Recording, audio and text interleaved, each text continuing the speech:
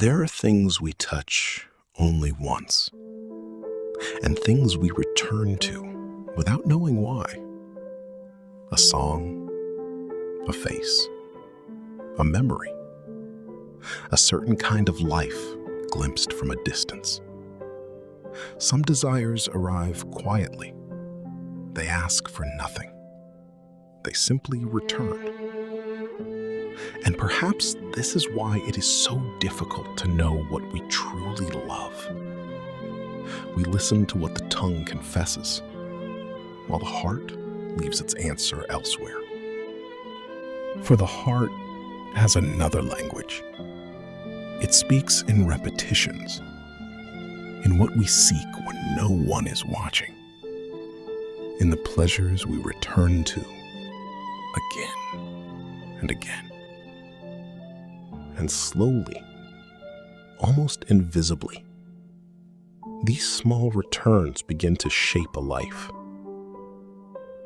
The Greeks had an old suspicion about this. Aristotle believed that character is gathered through repetition. A little action here, a little pleasure there, until what was once a choice begins to feel like a part of us. A door opened once is a choice. A door opened every night becomes a path. And a path walked for long enough begins to feel like destiny. The strange part is that we are shaped not only by what we choose, but by what we learn to enjoy choosing. A pleasure surrendered to often enough will ask to be surrendered to again and again, until restraint feels like suffering and surrender feels like freedom.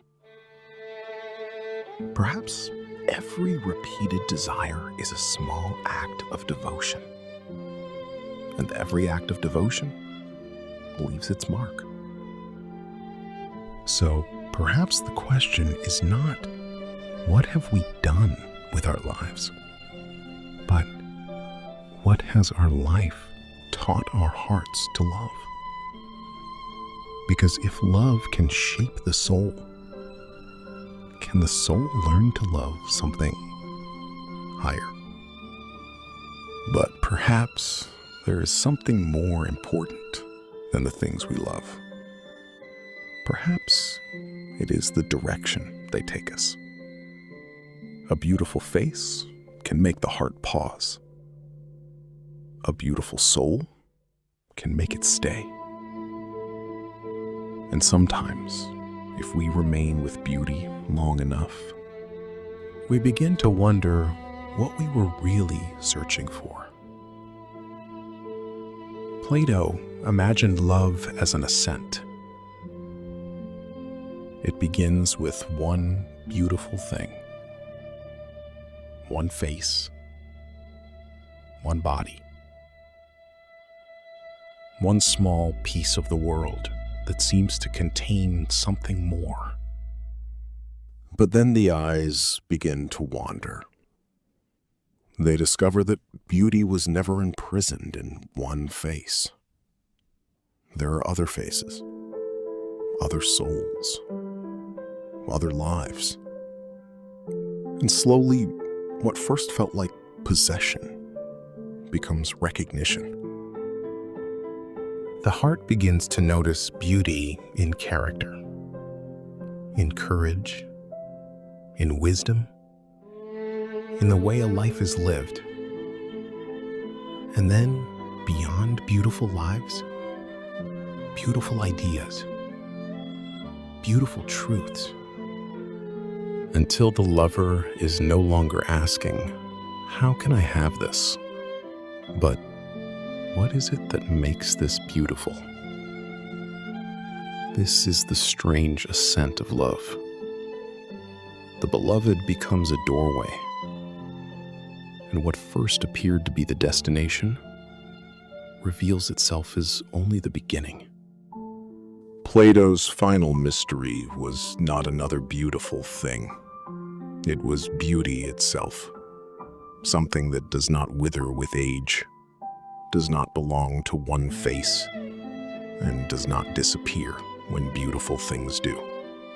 Perhaps this is why some loves leave us smaller, while others seem to open the sky. Some teach the heart to possess, others teach it to wonder. And perhaps the difference is not how deeply we love, but what our love teaches us to see. Because love can close around a single thing, or it can become a window. And once the heart has looked through that window, it may never again be satisfied with the world as it first appeared. But perhaps there is something the soul discovers only after it begins to climb. The higher it looks, the more clearly it sees what has been holding it below. For the heart is never empty. Something is always there. A person, a dream, a wound, a name, a desire we return to when the world becomes quiet. And perhaps this is one of the oldest ways to discover what we love. Not by asking what makes us happy, but what we cannot bear to lose. Al-Ghazali spent years contemplating this strange thing we call the heart. To him, love was not merely affection. It was a turning. The heart turns towards something, and slowly, that thing becomes dearer than everything around it. This is why loss can reveal what possession conceals. When something disappears, the heart suddenly shows where it had been living. An empty chair, an unanswered message, a room that feels different because someone is no longer inside it. Nothing has changed, and yet the whole world feels altered. Because love was never only about what stood before the eyes. It was about what had taken its place within them. And Al-Ghazali took this longing further. Everything we love in this world passes. Faces fade.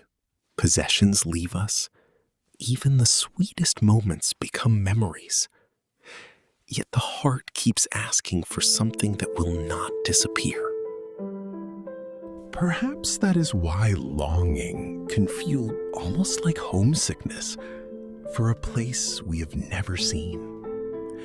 And perhaps the highest love is not the love that clings most tightly to what can be lost, but the love that leads the heart beyond it. For whatever sits at the center of the heart, everything else begins to orbit around it. So the question is no longer simply, what do I love? It is, what has my love made sacred? Because what the heart places at its center quietly becomes its world. And yet, perhaps love does something stranger than take a place in the heart. Perhaps it changes the eyes. There are things we once walked past and later could not stop seeing. A face in a crowd, a line in an old book, a certain kind of light. The world has not changed. Something within us has. Ibn Arabi understood love as a transformation. He compared the lover to clear glass, taking the color of whatever fills it. And perhaps this is what happens to us. We begin by looking at what we love, and slowly we begin to look through it. What we love teaches us what is worth seeing. The one who loves wealth sees opportunity everywhere. The one who loves beauty notices what others overlook. The one who loves knowledge finds questions hiding inside ordinary things. And the one who loves God may begin to see signs where another sees only the world. Two people can walk beneath the same sky and return carrying different worlds inside them. Not because the sky was different, because their hearts were. Love whispers, "This matters." And once the heart believes it, the world begins to arrange itself around that belief. Perhaps this is why we should be careful with what we admire. For whatever we gaze upon with longing, we slowly give permission to leave its color in us, until one day we may no longer know where the beloved ends and where our own vision begins. And sometimes, what we love reveals something stranger still. It reveals the parts of ourselves we have never learned to see. There are loves we understand, and loves we cannot explain. A person appears, and something within us moves toward them before the mind has found a reason. We call it chemistry, fate, recognition. Perhaps sometimes it is. But Jung wondered whether something else was happening beneath the surface. For the unconscious does not always speak in words. Sometimes it speaks through fascination, through obsession, through the people we cannot stop thinking about. We may believe we have fallen in love with someone, when what has truly captured us is something they seem to carry. A freedom we never allowed ourselves, a tenderness we buried, a courage we abandoned, a darkness we refuse to name. The beloved becomes a strange kind of mirror, not one that shows the face we already know, but one that reflects the face hidden behind it. Jung called this projection, "Something within us is placed upon another until we mistake our own reflection for their reality." And perhaps this explains why some people remain with us long after they have left. The person disappears, but something they awakened does not. Sometimes what we miss is not the person. It is who we became in their presence. And perhaps that is why our strongest attractions deserve curiosity. Not shame, not blind surrender. Curiosity. Because the question is not always, why do I want them? Sometimes it is, what do they seem to possess that I have not yet found in myself? Perhaps our loves are mirrors. And perhaps the strangest thing about a mirror is that it can reveal a face we had forgotten was ours. Perhaps this is why love has always been more dangerous than it appears. We think we are choosing what to love, but little by little, what we love begins choosing us. It enters our habits, settles into the heart, colors the way we see, and sometimes reveals a part of ourselves we had forgotten. A person may spend a life chasing wealth and slowly become unable to see anything that cannot be measured. Another may chase admiration until silence begins to feel like death. Another may spend years collecting beautiful things and never discover what beauty was asking of them. The difference is not simply in what they possess. It is in what their loves have made of them. For whatever we love deeply, we begin to resemble. Whatever we return to, we strengthen. Whatever we place at the center, we begin to orbit. And perhaps this is why the oldest teachers were so concerned with love. Not because love is soft, but because love is powerful. It can make a prison feel like home, or make a cage suddenly feel too small. It can narrow the world to one face, or open the heart until everything begins to speak. So look carefully at what receives the hours that never return. What receives the attention that could have become a life? What we fear losing? What we secretly envy? What we return to when the world becomes quiet?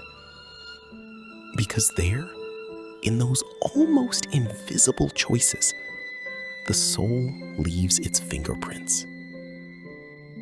We are not shaped only by what we believe. We are shaped by what we adore, by what we pursue, by what we cannot forget, by what we are willing to suffer for. Until one day, we look back and discover that our loves have been writing our character all along. So be careful what you place at the center, for the heart is a strange thing.